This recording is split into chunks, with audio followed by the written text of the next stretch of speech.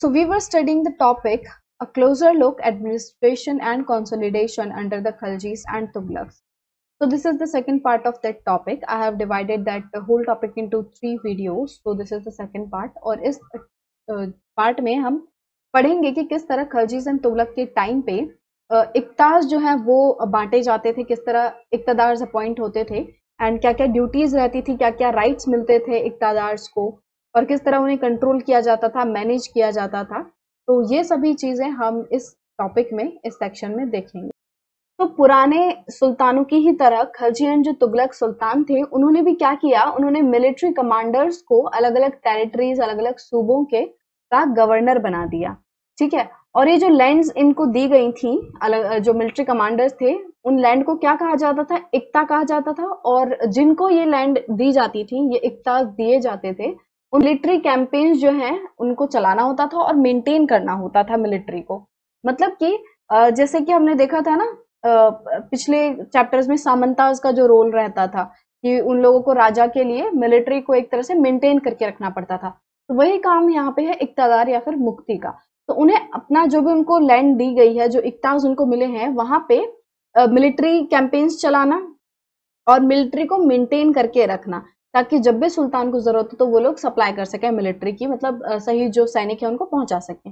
और दूसरा काम क्या था, लॉ एंड ऑर्डर को मेंटेन करके रखना इक्ताज में। ठीक है, अब जैसा कि हमने पहले देखा था कि कोई भी इंसान फ्री में तो काम करेगा नहीं, उन्हें सैलरी चाहिए ही चाहिए होगी उसके बदले में, राइट। तो जो इक्तादार थे, जो मुक्तीज थे, इनको भी सैलरी मिलती थी, बट इनको डायरेक्ट सैलरी नहीं मिलती थी। ऐसा नहीं था कि कुछ जो मोहरे हैं वो इनको दे दी, ऐसा नहीं होता था। इनकी सैलरी जो है वो अलग तरीके से इनको दी जाती थी। इन लोगों को एक राइट दिया जाता था कि वो लोग अपने इक्ताज से रेवेन्यूज कलेक्ट कर सकते हैं, तो वही इनकी सैलरी हो गई। ठीक है, तो इनको डायरेक्ट सैलरी नहीं मिलती थी, बट इनको एक राइट मिल गया। कैसा राइट, कि ये लोग अपने इक्ताज से रेवेन्यू कलेक्ट कर सकते हैं, जो भी टैक्स वगैरह लगाए हैं वो लोगों से कलेक्ट कर सकते हैं।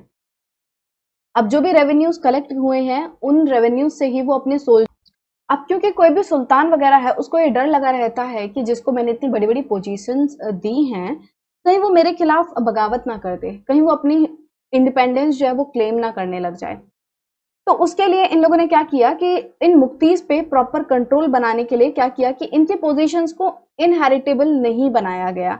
मतलब कि इनकी पोजीशंस ऐसी नहीं थी कि एक मुक्ति जो है उसका बेटा भी जाके मुक्ति बनेगा, ऐसा नहीं था। इनकी पोजीशंस जो थी वो इनहेरिटेबल नहीं थी, और इनको कोई भी जो इक्ता है, कोई भी जो लैंड है, उसको थोड़े टाइम के लिए ही दिया जाता था। मतलब कि एक तरह से इनकी पोस्टिंग कर दी जाती थी कि भाई कुछ टाइम तुम ये इक्ता संभालो, उसके बाद तुम दूसरा संभालो।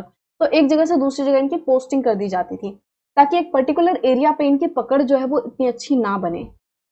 और इन सभी रूल्स को बहुत ज्यादा सख्ती से फॉलो किया जाता था अलाउद्दीन खलजी एंड मोहम्मद तुगलक के टाइम पे। ठीक है, कोई भी नरमी नहीं बरती जाती थी इन रूल्स एंड रेगुलेशंस को लेकर। और एक और चीज रहती थी कि भाई इनको राइट मिल गया है कि ये लोग रेवेन्यू कलेक्ट कर सके। ठीक है, अब रेवेन्यू तो कितना भी मिल सकता है, और हो सकता है कि रेवेन्यू के नाम पे ये लोग गलत तरीके से लोगों से पैसे ले लें, पेजेंट्स वगैरह से गलत तरीके से एक्स्ट्रा पैसे ले लें। तो इन सब पे चेक करने के लिए अलग से अकाउंटेंट्स भेजे जाते थे, अकाउंटेंट्स अपॉइंट किए जाते थे जो कि सुल्तान है। तो इन सब चीजों का चेक करने के लिए अकाउंटेंट्स को भेजा जाता था। अब जैसे जैसे दिल्ली सुल्तान्स ने जो हिंटरलैंड वाला एरिया है उसको अपने अंडर लिया, अपने कंट्रोल में लिया, तो उन लोगों ने क्या किया कि जो उस टाइम के जो बड़े बड़े जमींदार थे, जो सामंता थे, एरिस्टोक्रेट्स थे, तो उन लोगों को एक तरह से फोर्स किया कि वो इनकी अथॉरिटी को मान ले। वो ये मान ले कि जो दिल्ली सुल्तान्स हैं वो सबसे ज्यादा मतलब सुपीरियर हैं, वो इन पे रूल करते हैं, राइट। एंड अलाउद्दीन खलजी के टाइम पे जो भी assessment and collection of taxes होता था, जो ये पूरा सिस्टम था वो स्टेट के अंडर आ गया था। मतलब कि जो राजा है उसके अंडर जो भी काम है वो किया जाएगा। मतलब कि जो assessment and collection of tax वाला काम है वो इन लोगों पे नहीं छोड़ा गया था, वो लोकल चीफटेन्स जो जमींदार हैं उन पे नहीं छोड़ा गया, जबकि उनको अपने अंडर ले लिया कि मतलब state broad the assessment and collection of land revenue, right. इसका मतलब क्या है कि जो राजा थे एक तरह से उन्होंने अपने अंडर इन चीजों को ले लिया था कि ये मैं अपनी देखरेख में ये काम करवाऊंगा, मैं किसी और को ये काम करने के लिए नहीं दे रहा। ठीक है, सो जो राइट थे लोकल चीफटेन्स के टू लेवी टैक्स, वो कैंसिल कर दिए गए थे। अब किसी भी चीफटेन्स को यह अधिकार नहीं था कि वो टैक्सेस लेवी कर सके, वो टैक्सेस लगा सके और कलेक्ट कर सके। इसके बदले उन पे भी टैक्सेस लगा दिए, मतलब कि जो चिफ्टेंस थे, जो बड़े बड़े जमींदार थे, उनको भी उल्टा जो टैक्सेस थे वो पे करने पड़ रहे थे। जो सुल्तान के एडमिनिस्ट्रेटर्स होते थे वो एकदम अच्छे से मेजर करते थे, वो एकदम पूरा लेखा जोखा रखते थे कि कितनी लैंड किसके पास है, उसका पूरा अच्छे से असेसमेंट करते थे और उसका अकाउंट रखते थे। अब कुछ जो ओल्ड चीफ्टेन्स थे एंड लैंडलॉर्ड थे, उन्होंने जो सुल्तान थे उनके लिए काम किया एज रेवेन्यू कलेक्टर्स। ठीक है, मतलब कि जो रेवेन्यू कलेक्शन का काम है वो किया कुछ लोगों ने, कुछ जो चीफ्टेन्स थे, जो पुराने चीफ्टेन्स थे, तो उन लोगों को जो सुल्तान है उसने काम दे दिया रेवेन्यू कलेक्शन का। अब उस टाइम पे 3 तरह के टैक्सेस थे।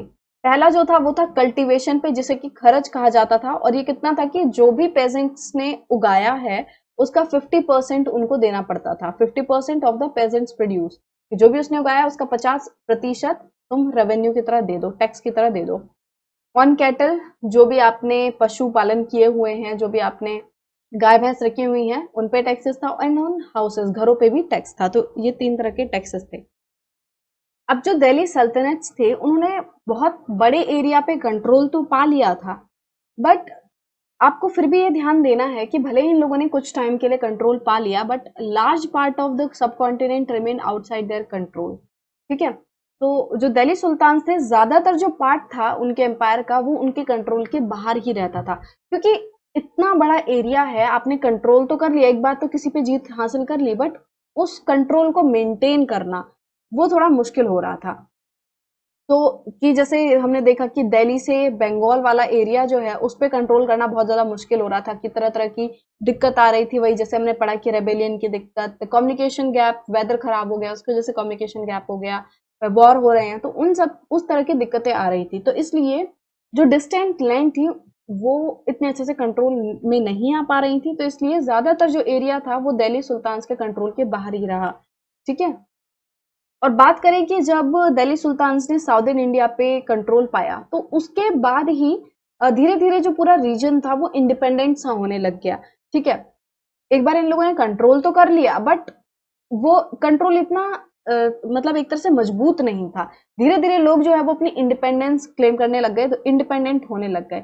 यहाँ तक कि जो गंगेटिक प्लेन थे, जो ये दिल्ली के आसपास वाला एरिया है, अब इनकी पकड़ इतनी कमजोर हो गई थी कि जो गंगेटिक प्लेन वाला एरिया है वहां पे भी सुल्तान की जो फोर्सेस थी वो पेनिट्रेट नहीं कर पा रही थी, वो एरियाज में घुस के जो वॉर वगैरह है कब्जा कर नहीं पा रही थी। राइट, और धीरे धीरे जो लोकल चीफ्टेंस थे उन्होंने अपना रूल जो है अपने पर्टिकुलर रीजन्स पे स्टैब्लिश करना स्टार्ट कर दिया। और जो रूलर्स थे जैसे कि अलाउद्दीन खलजी एंड मोहम्मद तुगलक, वो लोग कभी कभी अपना रूल फोर्स कर देते थे, एक तरह से अपने ये दिखाने की कोशिश करते थे कि ये एरिया हमारे अंडर है, कंट्रोल करने की कोशिश करते थे, बट वो ज्यादा देर के लिए हो नहीं पाता था। ठीक है, अल्टीमेटली जो लोकल चीफ्टेंस वगैरह हैं वही अपना रूल एस्टेब्लिश कर लेते थे। चिeftains एंड देयर फोर्टिफिकेशन। तो इब्न बतूता जो कि एक 14th सेंचुरी ट्रैवलर थे, जो कि मोरक्को से आए थे, तो वो बताते हैं कि इंडिया में जो चिeftains थे वो कभी कभी अपने आप को, जो माउंटेनियस एरिया है, जो उबड़ खाबड़ रॉकी एरिया है, ठीक है, तो ऐसे इलाकों में वो अपने आप को फोर्टिफाई कर लेते थे, चारों तरफ से एक तरह से लंबी लंबी दीवारें बनवा लेते थे, किले बनवा लेते थे। और कभी कभी जैसे वो अपने आप को बैम्बू ग्रूव्स में घेर लेते थे, फोर्टिफाई करवा लेते थे।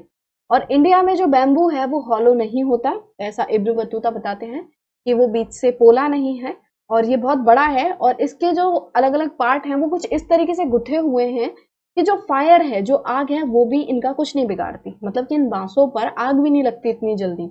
और मतलब सीधी सीधी सी बात है कि ये जो बांस थे, इंडिया के जो बांस हैं वो बहुत ही ज्यादा स्ट्रांग है।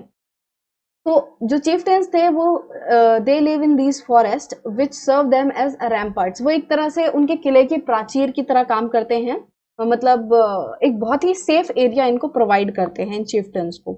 और इन एरियाज के अंडर ही इनके जो कैटल्स हैं वो रहते हैं, ये अपनी क्रॉप्स वगैरह उगाते हैं, और इनको पानी भी यहीं पे मिल जाता है। कैसा पानी मिलता है कि जो रेन वाटर से इकट्ठा हो जाता है ना, रेन वाटर, तो वही पानी भी इनको यहाँ पे मिलता है।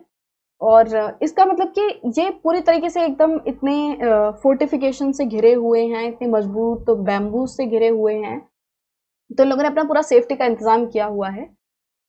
तो इनको आसानी से बिना मजबूत सेनाओं के हराया नहीं जा सकता। राइट।